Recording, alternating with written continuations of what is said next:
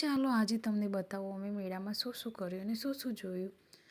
તો સૌપ્રથમ અમે મેળામાં ગયા તો નાની નાની સરસ મજાની રાઇડ્સ હતી. તો આમાં એને 2 રાઇડ્સમાં બેસાડ્યું જુદી જુદી, તો એને બહુ મજા આવી. પછી એ બીજી એક યુનિક હતી રાઈડ.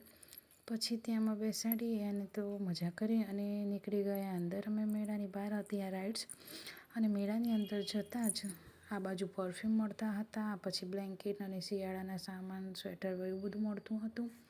પછી આ બાજુ સોફ્ટ ટોય મળતા હતા. પછી 20વાળો સેલ લાગેલો હતો, એમાં સ્ટેશનરીની જુદી જુદી આઈટમ હતી.